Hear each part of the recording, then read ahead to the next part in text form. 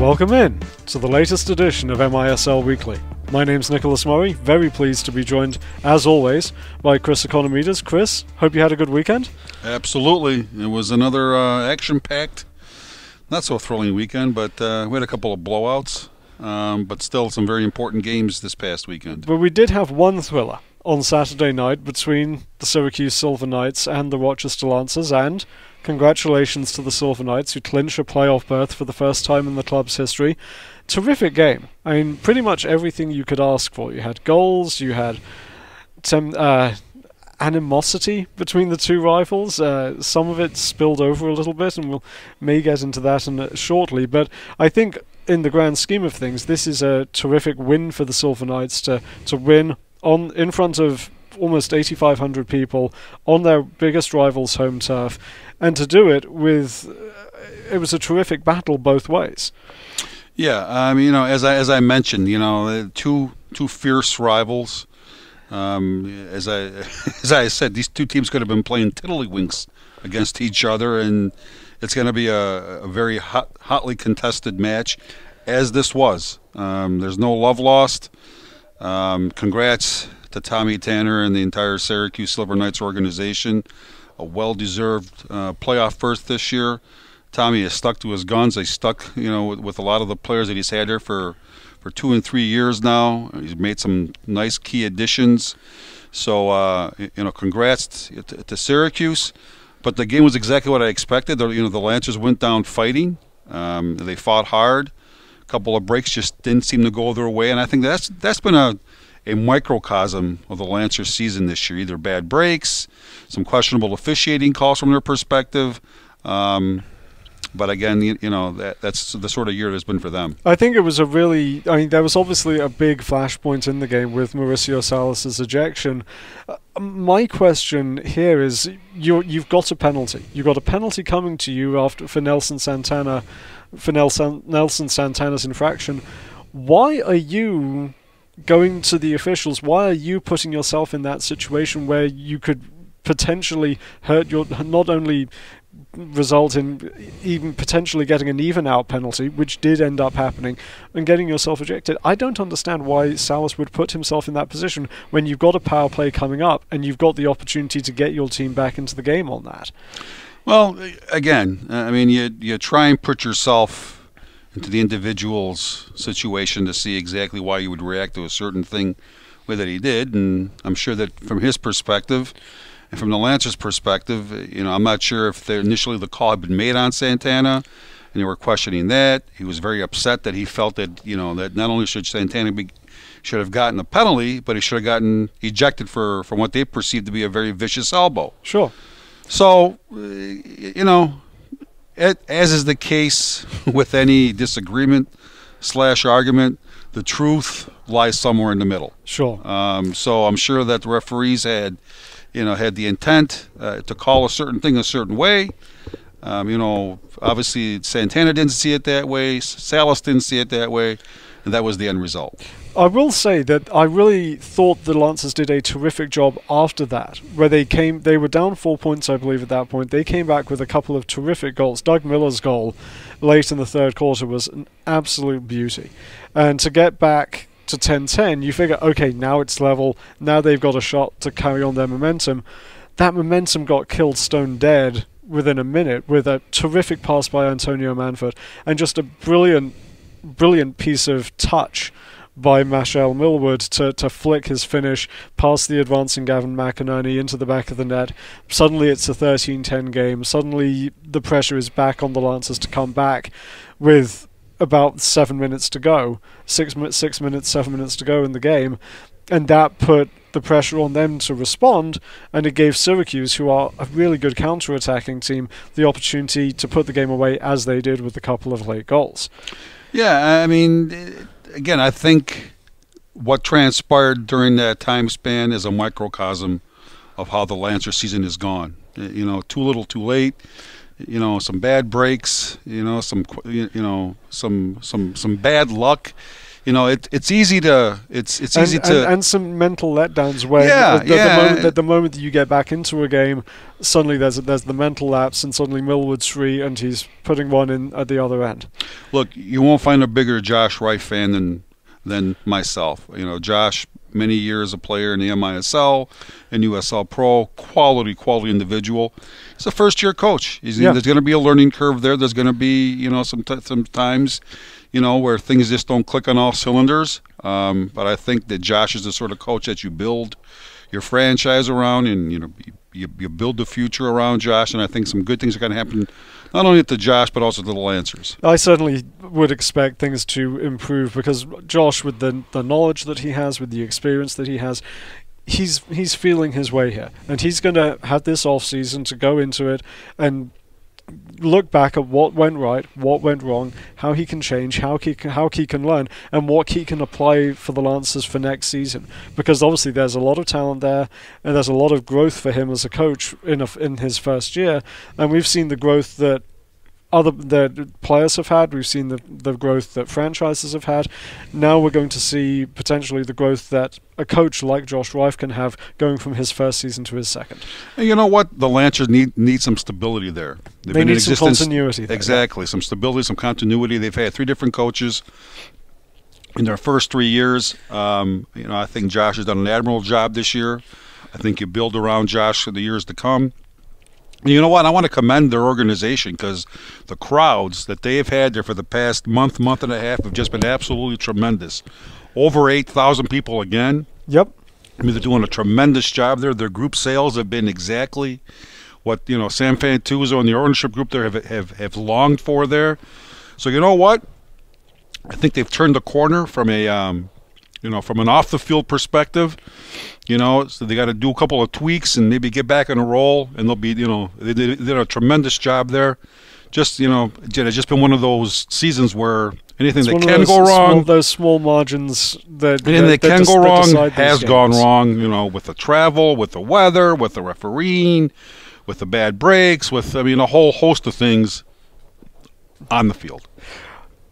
Now, another first-year coach whose team has performed admirably and kind of carried on where it left off last season is Vlatko Andonovski with the Missouri Comets, and they and the Milwaukee Wave, as pretty much expected, cruised to victory against the Pennsylvania Roar this past weekend. What we have now, though, between the Wave and the Comets is we kind of have this duel for the points title race between Ian Bennett and Leo Gibson. Bennett with 59 points, Gibson with 59 points after what was an outstanding 4-goal, 1-assist performance on Friday night. I mean, obviously you can weigh in the fact that it was the competition it was, but there were some terrific goals that the Comets were scoring, kind of getting back in the groove offensively after a couple of a particularly sputtery start against the Blast last time out. So good win for them, good chance for them to get the offense back and clicking, and good for Leo Gibson to kind of get back into the groove as the leader of that attack. Yeah, I mean, obviously Ian and Leo, two great players. I'd be shocked if they both weren't all-stars or first-team all-stars this year. They've had a great year. They've led their teams. But I think now it's not more about who's going to win the scoring race. It's about who's going to win the title. I think now both teams has to start focusing on getting playoff ready. I mean, our playoff field is officially set now. Yep. We're just not sure who's going to be 1, 2, 3, and 4. But we have the top 4 teams. I think that the mindset now has to be, let's get in playoff shape, much like Baltimore did last year. And they're doing the same thing again this year, where they got on the roll at the right time of the year. So I think all 4 teams now need to get into that playoff mode, with defense and structure being the key elements there. You talk about getting into that playoff mode. You talk about the seedings, and the interesting thing to me is we've got Milwaukee with a game lead against Baltimore for the at the top of the standings. But if you look at the 2 schedules, Milwaukee has 2 games against the Comets left, both at home, and 2 games with the St. Louis Ambush left. If you compare that with what Baltimore's got, they've got a game against the Silver Knights, which we'll talk about in a little bit, but they've also got games against Rochester and Pennsylvania. Is there a chance here that Baltimore could jump past Milwaukee just because of the comparative schedules that they have on their run-ins? Absolutely. I mean, you hate to look ahead, but You know, I mean, Pennsylvania hasn't exactly been the 66 Packers here. So I mean, and then obviously, you know, Rochester. Although Rochester's given Baltimore fits throughout the course of the year, the game doesn't mean a heck of a lot for the Lancers. But I'm sure they'll be playing for pride and they'll be playing hard. But when you look at, obviously, Milwaukee having to face the Comets twice, and what could be a playoff preview, yep. And anytime that those two teams play each other, it's it's going to be it's a terrific spectacle. It's a great game. You know, hotly contested, hard-fought games. So I mean, conceivably, you know, the Wave could lose one or two of those games, and then even St. Louis. You know, St. Louis, when they've gone to Milwaukee, hasn't been much of a match, but in St. Louis, they've given the Wave all that they can handle. So if you look at just purely schedule, Nicholas, I think it favors the Blast. Well, right now, the Blast are getting set to face the Silver Knights this Saturday night, and to talk with the Silver Knights about clinching a playoff place and this run-in and the mindset as they go into their first playoffs, we got the chance to talk with Machel Millwood. That interview will be coming up just after this break.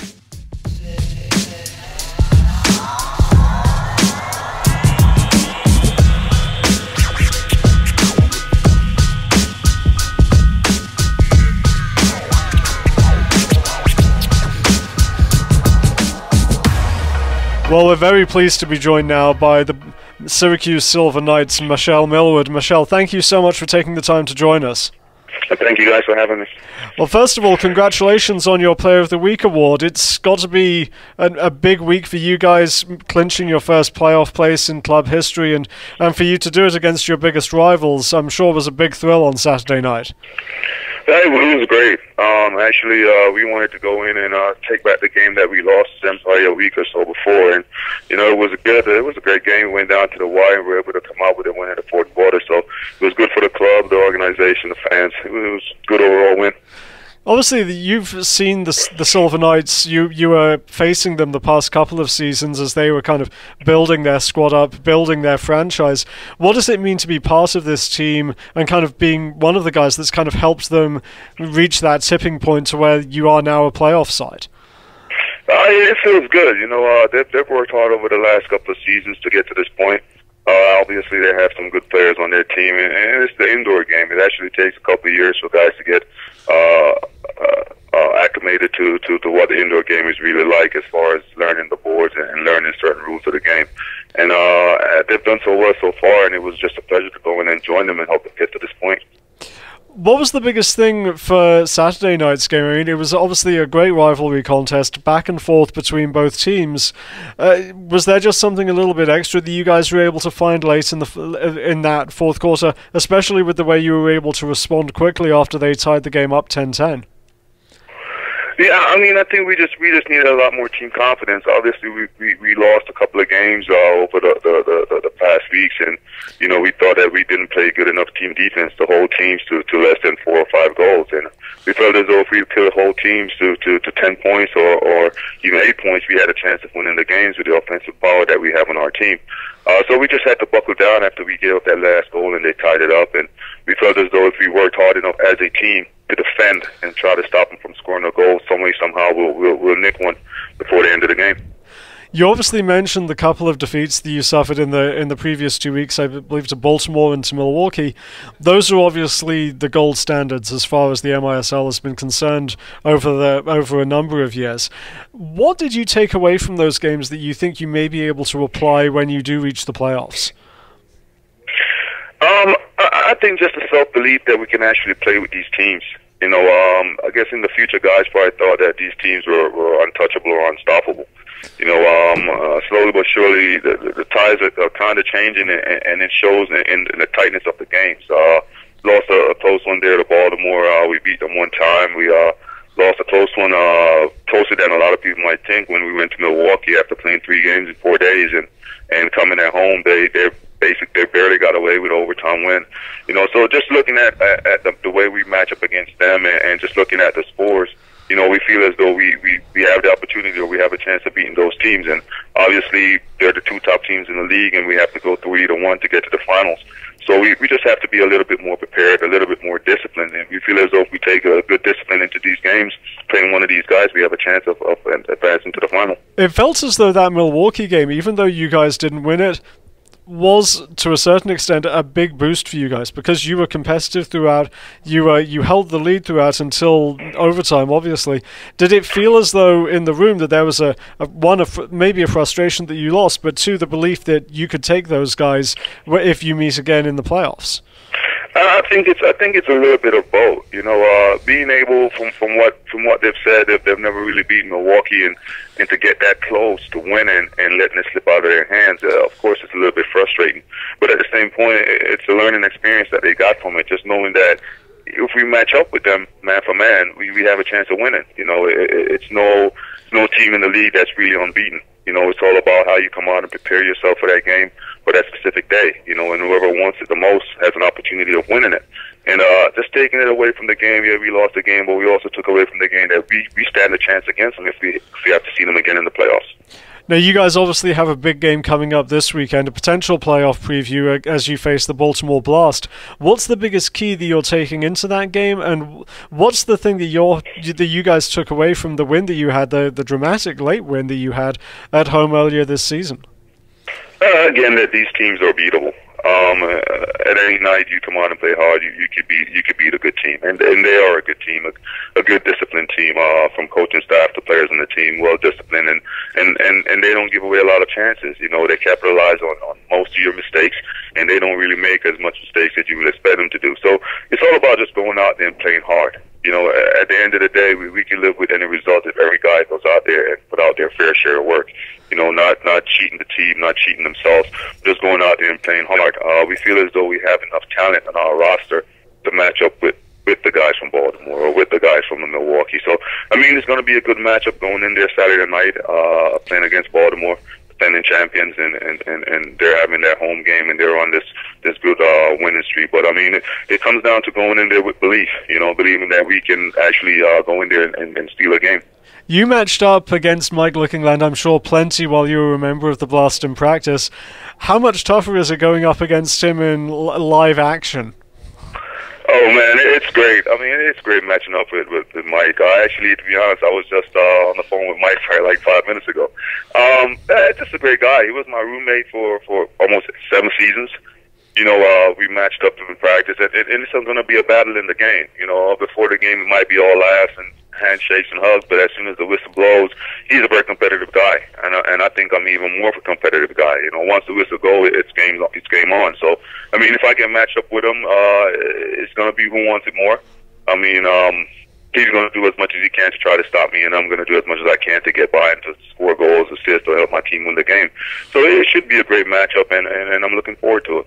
Well, we're really looking forward to watching it on Saturday night. Best of luck for the rest of the remainder of your games in the regular season and also in the playoffs, Machel. All right, thank you guys for having me. I appreciate it. Thank you for your time. Bye for now. All right.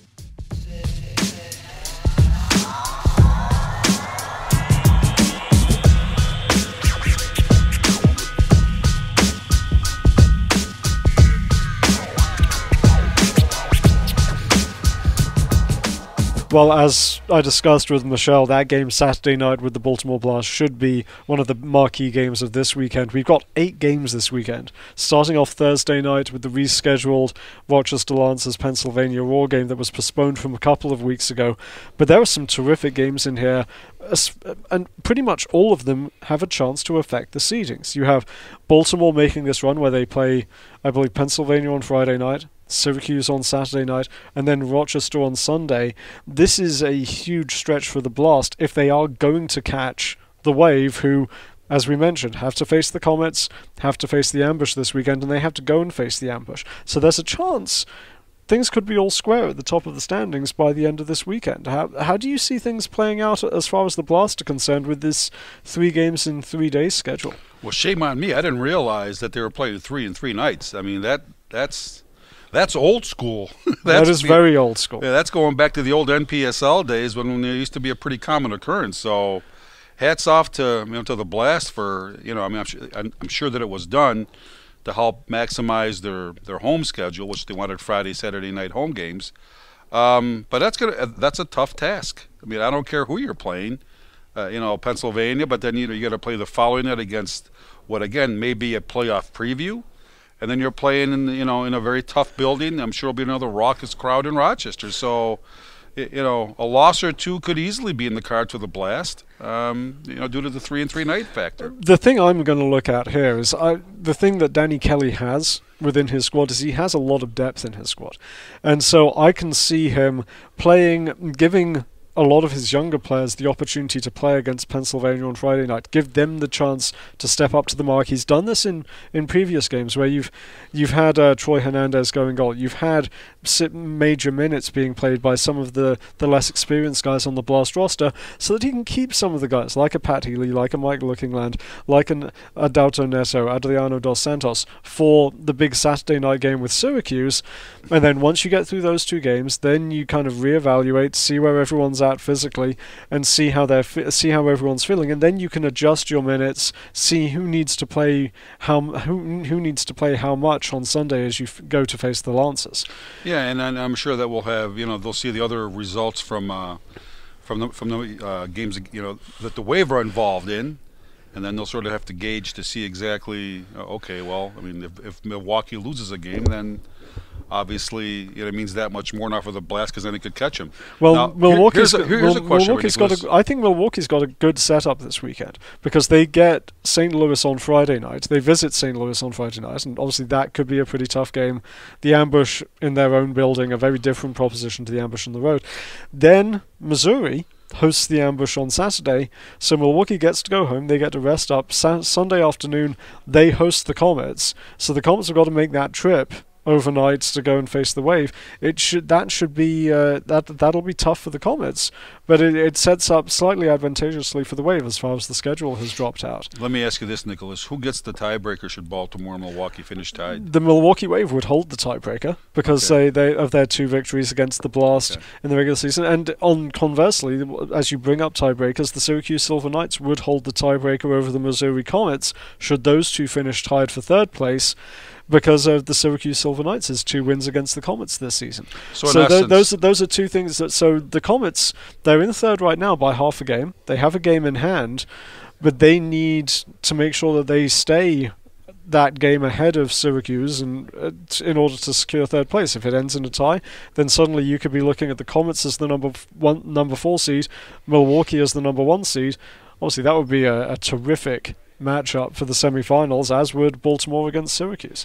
Yeah, I mean, I think at this stage, I don't think any team would say, well, I'd rather face this team or that team. I think, obviously you got the 4 best teams in the league. In the playoffs, there's going to be 2 great semifinal series, irregardless of who plays who. So now I think it's just boils down to who's going to get the choice to host in the finals, whether you host the first game or or potentially the last 2. But that's what we're playing for right now. So I'm really anxious for the playoffs to get started. Should be 2 great semifinal series, and then obviously the finals. Hopefully they can live up to what we had last year. A lot of games to get completed in the last couple of weeks, and that's obviously going to be exciting as we wind down the regular season. Who are the players that you're going to be watching in particular this weekend? Who are the guys that have to make a difference? Well, I mean, obviously you start with Baltimore, and Mike Lookingland has just been a tremendous player all year long. I think his stamina is going to be tested playing 3-3 nights. Although, as you mentioned, I think that he'll be used sparingly against Pennsylvania on Friday night, and then save for the Rochester and the Syracuses on Saturday and Sunday. Pat Healy, a guy that's been a little bit off the radar this year, but I still rate as a great player, is Max Ferdinand. Max. He tends to, when you least expect it, he'll have like a 4 or 5 goal night and just come up huge from a Blast perspective. With the Comets, I mean, obviously Vahid Asadpour, who's going to have MVP votes this year. Leo Gibson, that whole thing. The Team of the Week goalkeeper this year, Danny Waltman. We haven't heard too much about Danny this year, so he may be a sleeper as it pertains, come playoff time. Because again, what wins championships? Defense. Goaltending and defense.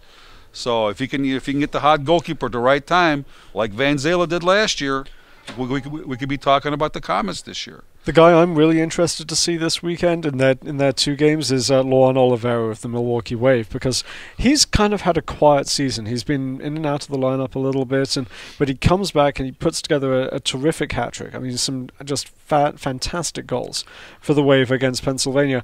I want to see if he can replicate that form against the Ambush and against the Comets this weekend, to show that he is finally back and kind of back. And because if you've got Oliveira and Leite both playing well, then you've got a lot of potential goals for the Wave what come playoff time. Well, I mean, my player from Milwaukee to watch was going to be Leite. You know, I mean, he again hasn't had quite the MVP year that he's had in years past, but he's starting to get multiple goal games, 2-3 goals here and there. And he's leading the league in assists now as well. He's an extremely talented player, past MVP, and you know what, he'd just be rounded into playoff shape himself now. So it's going to be a fascinating last couple of weeks here, and then I can't wait for the playoffs to start. Well, we're really excited for the playoffs to start. We hope you join us on Friday as we take a look ahead on YouTube to 3 of the big matchups this weekend.